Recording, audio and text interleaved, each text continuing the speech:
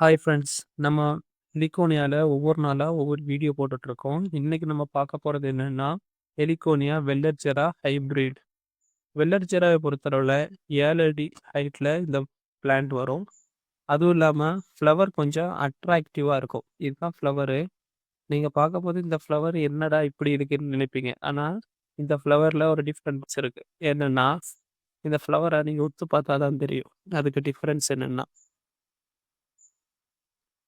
கரெக்ட்டா நீங்க பாருங்க.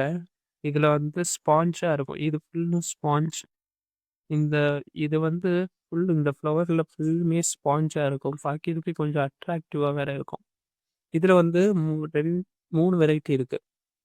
வெள்ளரிஜரா ரெட்டு, ப்ரவுனு, ஹைபிரிட் இன்னொரு கலர் இருக்கு.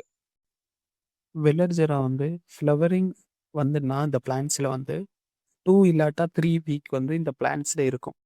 அப்போ கொஞ்சம் என்ன சொல்றது? கொஞ்ச நாளா இது இருக்கிறதுனால, வீட்டுக்கு வால்லலாம் நீங்க வச்சீங்கன்னா, இத நட்டீங்கன்னா, கொஞ்சம் அட்ராக்டிவா இருக்கும் பார்க்கறதுக்கு.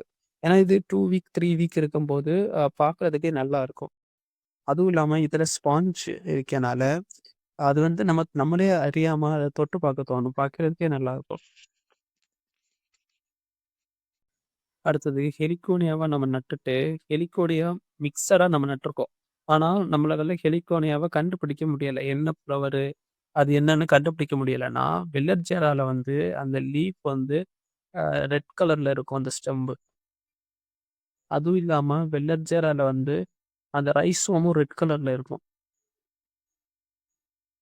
இங்க பார்த்தீங்களா? கிரீனும், ரெட்டுமா தான் இருக்கு. அதுலயும் சைட் பெட்டல்ஸ்ல எல்லாத்துலயும் எல்லோ கலர்ல இருக்கும். 3 வீக்ஸ் ஆன பிறகும் இதுல உள்ள ஃப்ளவர்ஸ் அப்படியே தான் இருக்கும். ஆனா 3 வீக்ஸ் கழிஞ்ச பிறகு இப்படித்தான் ஆயிரும். ஃப்ளவர் காஞ்சு ஆயிரும். ஆனா அதில உள்ள அந்த ஸ்பாஞ்ச் ஒத்தைக்கு காயாது. பார்க்கவே சூப்பரா தான் இருக்கும் ஆனாலும்.